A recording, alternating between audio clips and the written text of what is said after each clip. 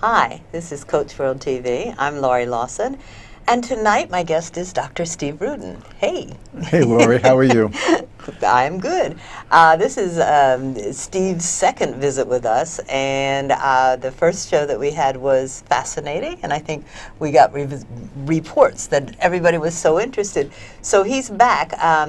Dr. Ruden, I'm going to call you Steve. I'm used to calling you Steve, is an accredited ICF, ACC? ACC, yes. He's an ACC, but he's also the developer of havening techniques, and we talked about that on the last show, and he's back to tell us a little bit more about that, as well as what's been going on, because suddenly it's not only our secret, everybody seems to know about this. So, Steve, tell us a little bit about what is havening? In 25 words or less. Okay, well, imagine the ability to remove an unwanted emotion rapidly without drugs or long-term psychotherapy. On a permanent basis? On a permanent basis. Wow, amazing. Yeah. What we've uncovered, what we've developed, is a simple, straightforward technique that all coaches should learn to help their clients remove barriers to growth. Because as we know, if we can't get people beyond where they're stuck, we could talk till we're blue in the face, but they won't move forward. Okay, now, so just to calm all the coaches down, you're not suggesting that havening would take the place of coaching? No, not Okay. at all. It's actually a wonderful adjunct to all coaching processes. Okay, so what you're saying is you've got this and I have to tell you, I've already seen it in action, and it is fantastic. But I'm going to let him tell you about that. You've got this fantastic process that would remove barriers, and then the coach would not have to spend so much time on that and could help the person actually get on with whatever their goal is or whoever they want to be without this barrier in the way. Correct. Okay. It has something to do with the brain. Do you want to just briefly? I was at a conference, and it was just so amazing. And he presented all the scientific information, and so that we all could understand it. We're not going to do that tonight. It was a 2-day conference. But briefly, can you just say what's going on up there? Sure. How have you? Well, tell us first. How did this all get started? Well, about 12 years ago, I have an identical twin brother. And one of his friends, Dr. Paul McKenna, asked him to look into a technique called thought field therapy by a fellow named Roger Callahan. Okay. And my brother was in his office, and he grabbed a young gal next to him and said, "Do you happen to have a phobia?" Don't we all? Yes. And she said, "Yes, as a matter of fact, I do." And he said, "What's the phobia?" He says, "I'm deathly afraid of cats." So he applied thought field therapy to this young doc, and lo and behold, the phobia disappeared. And my brother said to himself, "I wonder what the biologic underpinnings of this technique is." And that started a 12-year quest to find out what is it about human touch, because Roger Callahan's work involves touch, that allows the brain to remove unwanted, long-term, standing, distressing situations or traumas rapidly and completely and permanently. So it's taken us about 12 years. Dr. Ronald Ruden, my brother, and I have worked diligently going through all the literature of the science and trying to find out exactly how does this work. And probably about 2 years ago, we finally completed all our work. And it's now time to bring this out and share this with all the coaches so they can use it in their practices as well. Havening is the transitive verb of haven, or to find a safe place. Okay. So what we do is that we actually trick the brain into thinking it has found a safe place from the time that they experience a distressing moment or a trauma. And that's how havening works. And we use the most primitive of tools, our hands.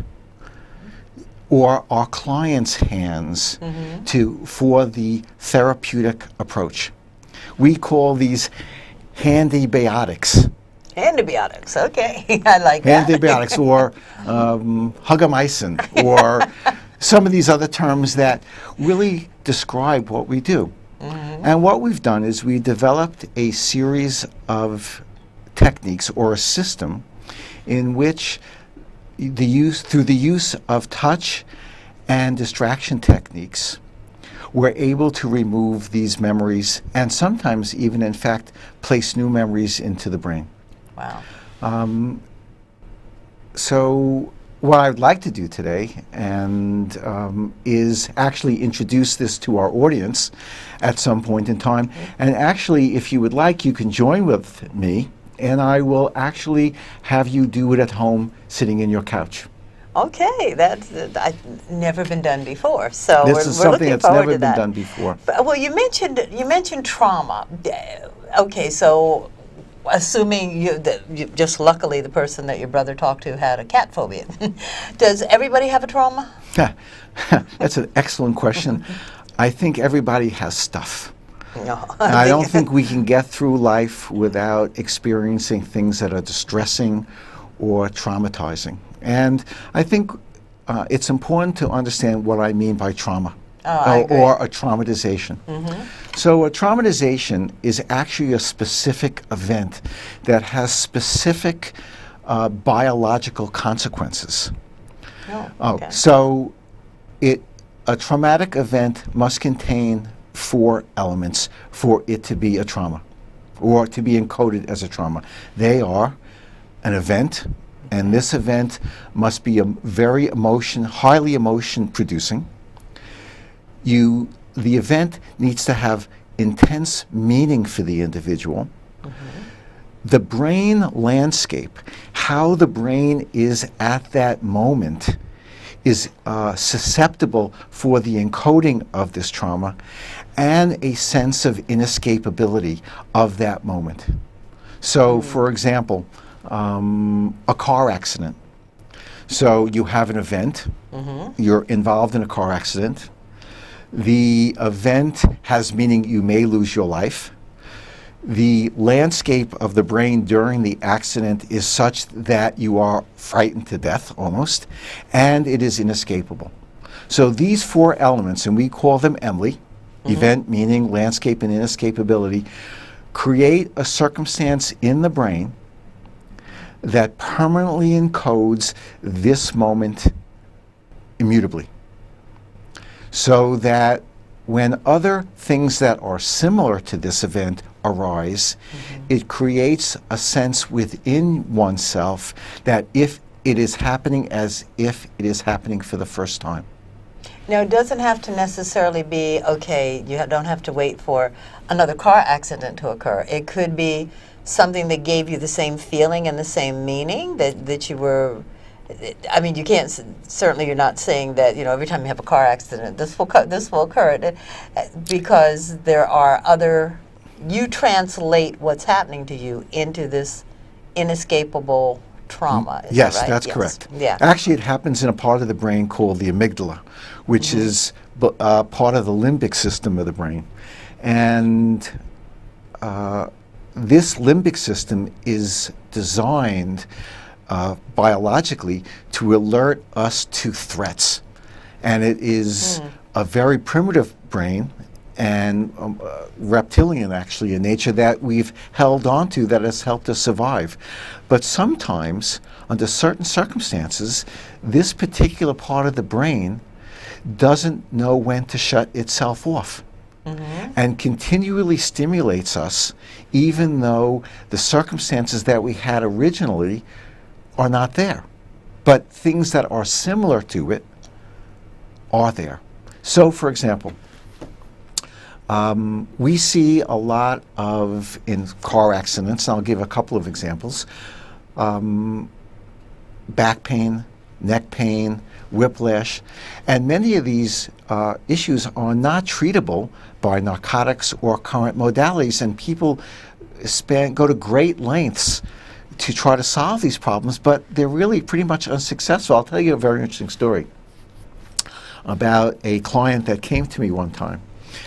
And he was a dear friend, and I happen to have known he was in a car accident. And he comes into my house, and he can't lift his arms. And I go, I can't mention his name on television, but I go, Joe, why can't you lift your arms? He said, I have no idea why I can't lift my arms. I've been to many doctors, and I find myself, my arms are like this. So we're having him over for dinner, and he's eating like this. And I say to him, at the end of dinner, would you like me to make your arms move again? And he goes, ha, ha, ha, ha, ha. And what actually had happened to him was at the time of the car accident, he had gripped the steering wheel so hard that he blew out all the lactic acid he created lactic acid in his muscles, and they became limp.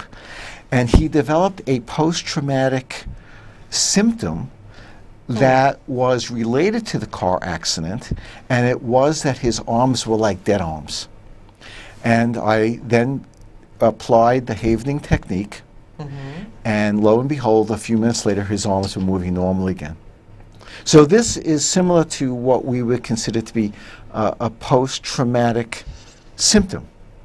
That to the continues. event. Now, did you actually, with the havening, did you restore the limbic acid, or did you just remove the trauma We removed the trauma.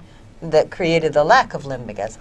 Lactic acid, yes. I'm sorry. Lactic acid, yes. So we were able That's what I get when I try to talk technical, yes. we were able to remove that moment from his mind and restore normal function.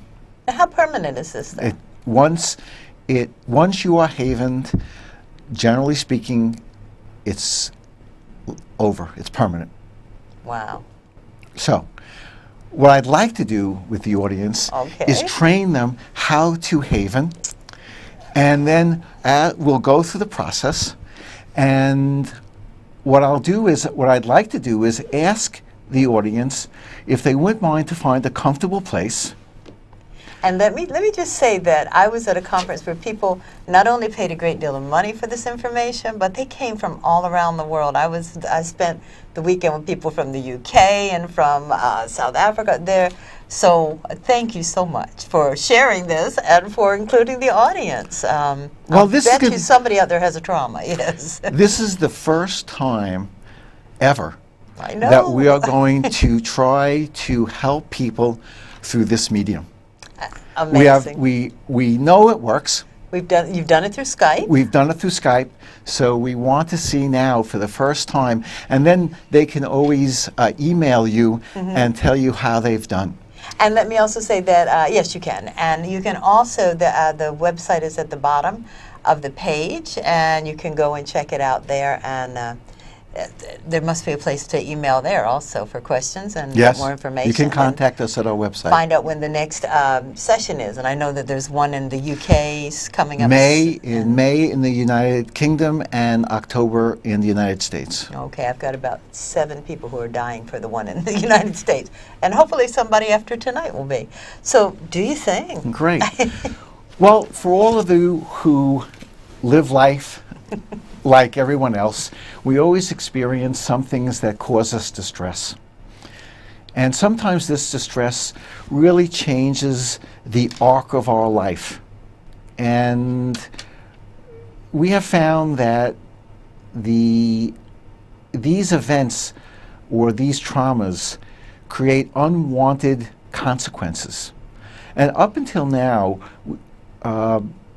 the only approaches that have been available have been psychopharmacological drugs or long-term psychological therapy. Both of those are wonderful models, and they work well. However, this is a non-drug and very rapid approach, and it's very simple to use.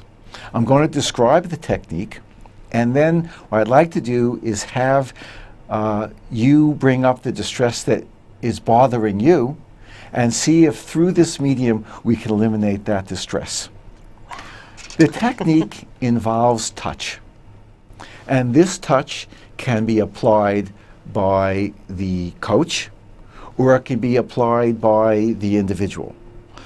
The havening touch is a soothing, comforting touch. It's not pokey, it's not sticky, it's not hard.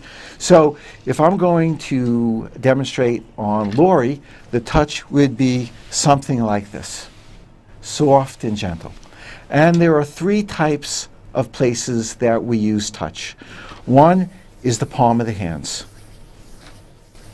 And the way you do it is you rub your hands together. The second area of touch is your shoulders and stroking down gently like this. And just when you stroke, go off. Don't. Right. I don't want you to go back yeah. and forth. I Go just off. want you to stroke like this. Yeah. And the third stroke is face washing. Now, each one of these strokes create an electrical current in your brain.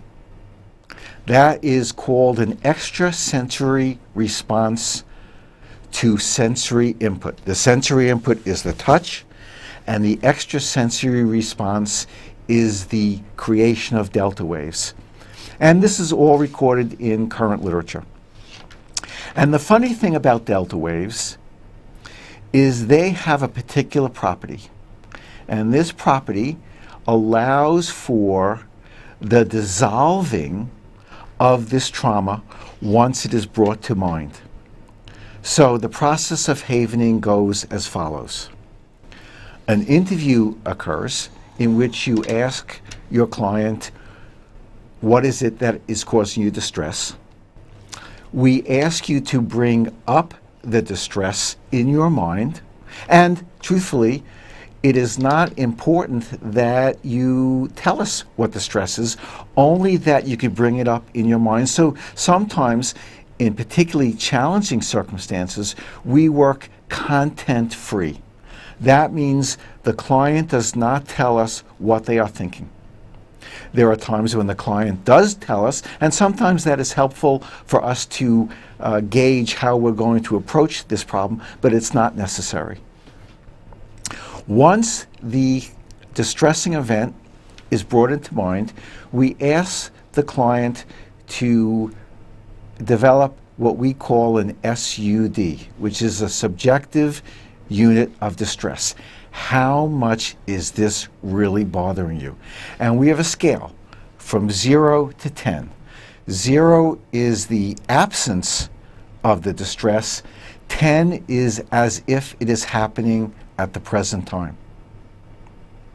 So, if anyone wants to see if they can remove their distress or their problems or something that's been bothering them, anger, guilt, jealousy, fear, a whole wide variety of unwanted emotions or pain, somatic pain, or post-traumatic stress symptoms, or anything like that, we can do that tonight right through this medium. I do. Okay, so what we're going to do is we're going to ask everyone, if you would like to join in, to find a comfortable spot that you can sit, and when you're ready, close your eyes and bring up the event that is causing you distress. I'm going to give you 30 seconds to bring up that event, and then I just want you to listen to the sound of my voice and do as I direct. And if at any time you feel uncomfortable, just open your eyes and continue to watch the monitor. I'm going to review what we're going to do one more time using Laurie as our model, so you can understand what we're going to do and how it's going to be done. Ready, Laurie? Yes. Okay, why don't you just face me a little bit. Okay. So the 2 techniques, 3 approaches that we use is palm havening, arm havening, and face havening. So it's face washing, arm havening, and hand washing. Very simple, very easy to do. Generally speaking, what we have found in most of our clients is that it takes about 9 minutes of this process to delink the encoded event. But we're going to speed ours up because we only have 9 minutes. So, So, ready? Ready out there? Here we go. So close your eyes, and I want you to bring up that memory that is causing you distress. I'm going to give you 30 seconds. We'll make it 20 for time's sake.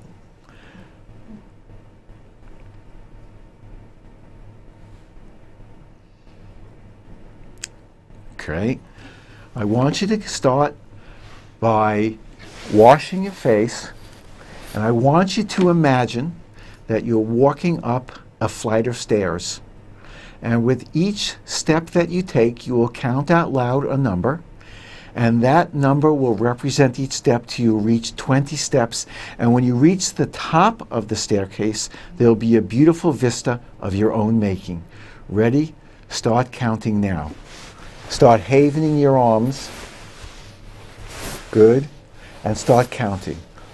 1, 2, 3, 4, 5, 6, 7, 8, 9, 10, 11, 12, 13, 14, 15, 16, 17, 18, 19, 20. Great. Take a deep breath. Exhale. I want you to start palm havening and hum "Take Me Out to the Ball Game."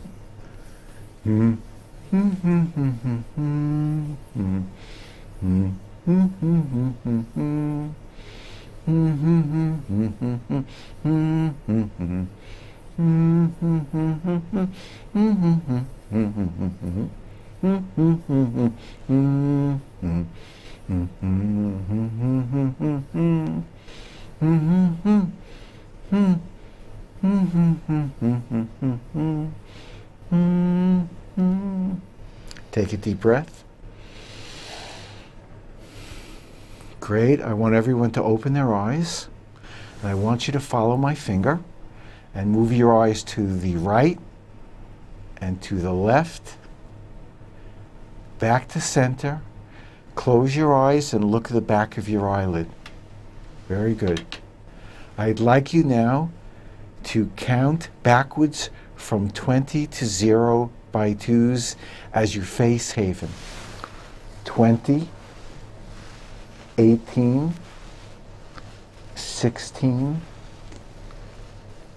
14, 12, 10,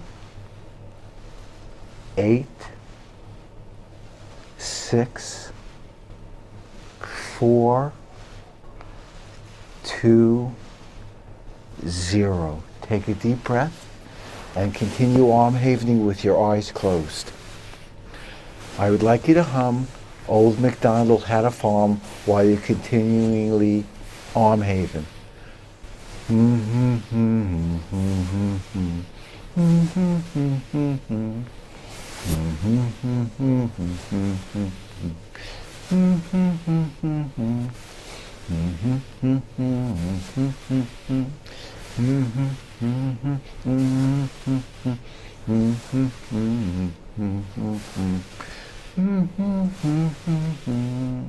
Take a deep breath. Exhale. Great. I want you to imagine yourself jumping rope. And you could jump rope by yourself, or you can have other people hold the rope. And at the same time, I want you to palm haven. And I want you to count 20 skips of the rope with your eyes closed. Ready? 1, 2, 3, 4, 5, 6, 7, 8, 9, 10, 11, 12, 13, 14, 15. Great. Take a deep breath. Exhale. Continue your arm haven.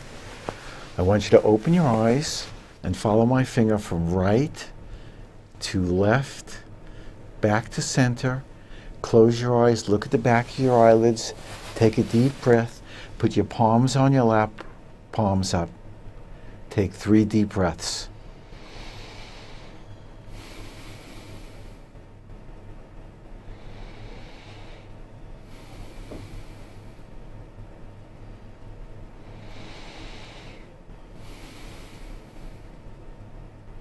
Rest for 10 seconds. Maybe we should check in with them because we have like 2.5 minutes. We should check in with your feeling that you're feeling now, and the amount of distress should be diminished almost to 0. If it is not, repeat this process and continue self-havening until the number goes down to 0. Once it is 0, you will not be able to recall the memory, and the memory will show itself in one of 5 ways. 1, the memory will not be there. 2, the memory will appear fuzzy. 3, the memory will appear fuzzy, but the peripheral detail of the memory will not be there. 4, the memory will solved metaphorically. And is that 4 or 5? I think we were 5. I think it's 5. So that's the process. I hope you had an interesting experience with it. You can look further on our website and see how we do it. There are videos there. There's information upon which you could read about the science of it. But I think you'll find this extremely helpful for your clients. Now, you could touch the client or the client can self-touch. It makes no difference. It is more powerful if you touch the client. However, you would need to get their consent to do so, and done only with their consent. Or if you're a coach and you're doing it via phone, do it via Skype and guide them. You can do or it even Skype. You can do it. What we'd love for you to do is check out, just keep following this, because I have to tell you, it's growing hugely, and people are starting to go, oh my goodness, this works.